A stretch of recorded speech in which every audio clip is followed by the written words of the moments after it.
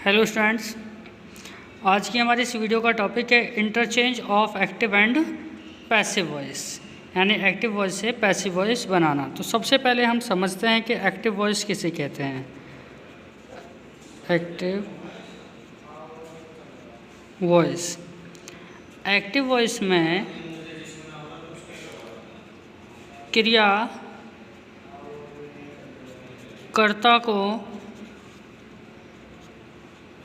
प्राथमिकता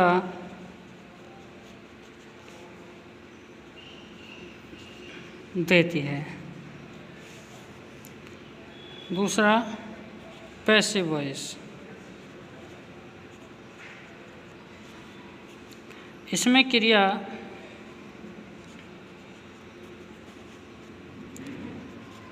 कर्म को प्राथमिकता देती हैं। देखिए, एक्टिव से पैसिव बनाने के लिए हमें ऑब्जेक्ट की ज़रूरत होती है। ऑब्जेक्ट की ज़रूरत होती है।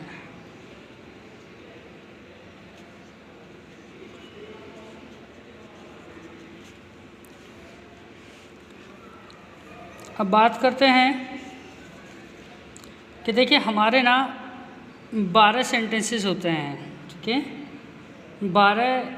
12 टेंस में से हम जो पैसिव वॉइस बनाते हैं वो केवल 8 वाक्यों की बनाते हैं। हम जो पैसिव वॉइस बनाते हैं वो 8 वाक्यों की बनाते हैं। वो कौन कौन से हैं? पहला, प्रेजेंट इंडेफिनिट टेंस।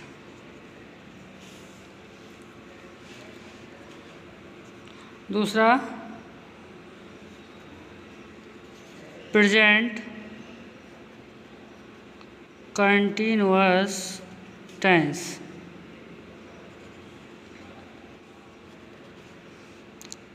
तीसरा,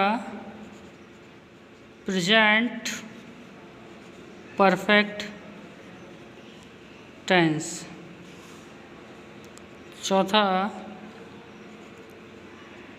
पास्ट इंडेफिनिट टेंस। पांचवा, past continuous tense.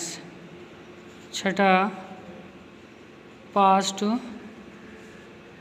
Perfect tense. सातवां, फ्यूचर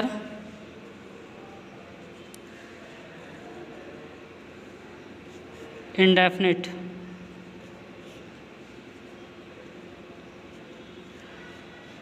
टेंस।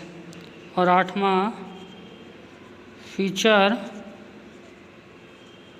Perfect tense. इन 8 वाक्यों की हम एक्टिव से पैसिव वॉइस बनाते हैं। अब हमें समझना है कि एक्टिव से पैसिव वॉइस बनाने के लिए कुछ ना हेल्पिंग वर्ब्स लगाई जाती हैं। यानी कि जब हम एक्टिव से पैसिव वॉइस बनाएंगे तो प्रेजेंट इंडेफिनिट का अगर बनाते हैं तो हेल्पिंग वर्ब आती है इज, एम, आर। जब हम प्रेजेंट कंटिन्यूस का बनाएंगे तो हेल्पिंग वर्ब आएगा is, am, are plus be. जब हम प्रेजेंट परफेक्ट का है पैसिव वॉइस बनाएंगे तो हेल्पिंग वर्ब आएगी हैज़ या have plus been. Past indefinite का अगर हमें पैसिव वॉइस बनाना है तो हेल्पिंग वर्ब आएगा वाज या वर। पास्ट कंटिन्यूअस का बनाना है तो वाज या वर प्लस बीइंग।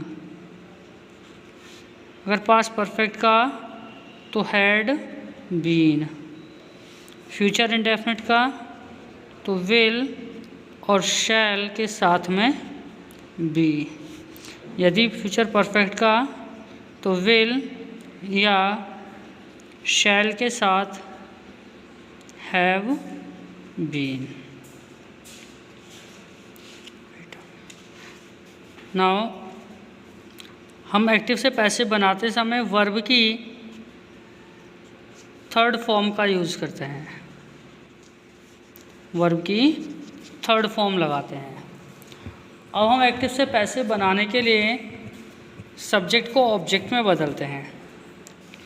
तो सब्जेक्ट जैसे कि आपका आई बदलेगा मी में, वी बदल जाएगा आपका अस में, यू को यू,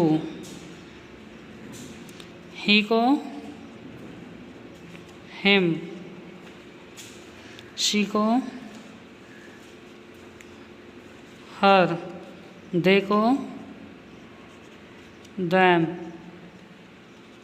ETC। अब इसके बाद हमें एक्टिव से पैसिव बनाने का एक फॉर्मूला है।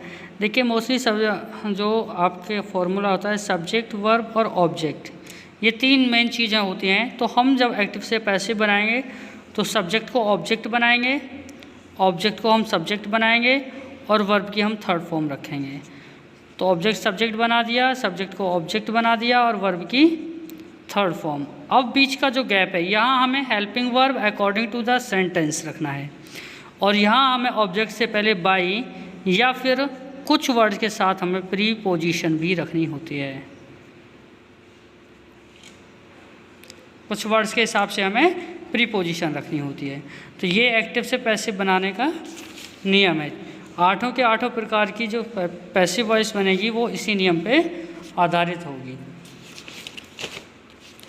चलिए अब एग्जाम्पल लेते हैं। शुरू करते हैं प्रेजेंट इंडेफिनिट।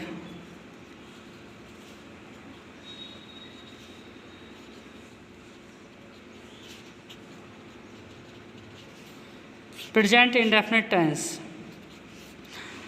अब हमें इसका एक्टिव से पैसिव बनाना है। तो चलिए सेंटेंस लेते हैं। अब हमारे पास एक चीज़ और ध्यान देना है। देखिए सेंटेंस होता है, एक तो होता है हमारा एफर्मेटिव,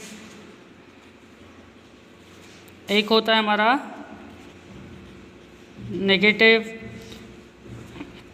फिर आता है इंटरोगेटिव जो दो प्रकार का होता है, फर्स्ट भी हो सकता है और सेकंड टाइप भी हो सकता है। ठीक है, एक हूँ टाइप का हम यहाँ सेंटेंस लेते हैं। तो इस प्रकार के हम एक्टिव से पैसिव बनाते हैं। तो अगर सेंटेंस मान लो एफर्मेटिव है तो पैसिव भी एफर्मेटिव होगा, एक्टिव नेगेटिव है तो पैसिव भी सेम टू सेम इसी की तरह बनाते हैं। तो देखिए मैं एग्जांपल लेता हूँ।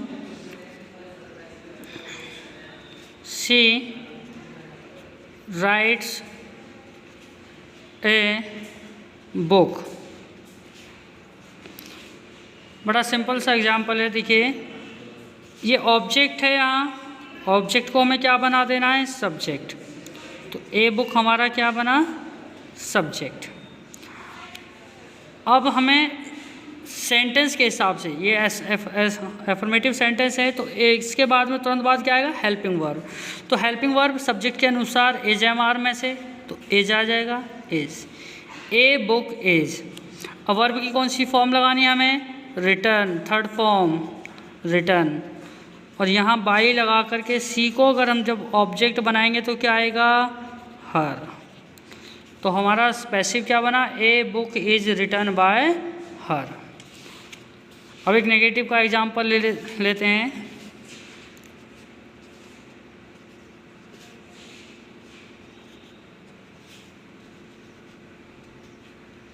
She reads newspaper, sorry she does not read newspaper. Negative हमें लेना था। तो देखिए न्यूज़पेपर हमारा ऑब्जेक्ट है, इसको हमने सब्जेक्ट बनाया। न्यूज़पेपर एक सिंगुलर है तो हमने एज रखा, एज। इसके तुरंत बाद नॉट, क्योंकि हमारा एक्टिव भी नेगेटिव है। तो न्यूज़पेपर इज़ नॉट, रीड का थर्ड फॉर्म रीड ही होता है, रीड बाय, सी का ऑब्जेक्ट हर। ये हुआ आपका नेगेटिव का एग्जाम्पल। अब बात करते हैं interrogative. Does he play the cricket. तो देखिए जब ये इंटरोगेटिव है तो हमारा पैसिव भी इंटरोगेटिव होगा। तो हमारा ऑब्जेक्ट क्या है, द क्रिकेट। तो द क्रिकेट के हिसाब से यहाँ इज द क्रिकेट। वर्ब क्या है हमारी, play, third form played, by, subject ही का क्या हो जाएगा, हिम। क्वेश्चन मार्क लगा दीजिए। अब एक एग्जांपल लेते हैं हम हूँ वाला। हूँ टीच यू इंग्लिश। तुम्हें अंग्रेजी कौन पढ़ाता है।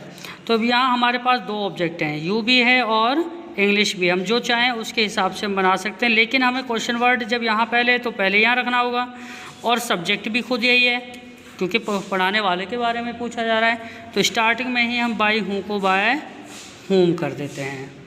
अब इसके बाद में अकॉर्डिंग टू द ऑब्जेक्ट, जिसको हमें सब्जेक्ट बनाना है, हमें हेल्पिंग वर्ब रखनी है। तो अगर इंग्लिश हमको यहाँ पे ऑब्जेक्ट लेना है तो इज इंग्लिश।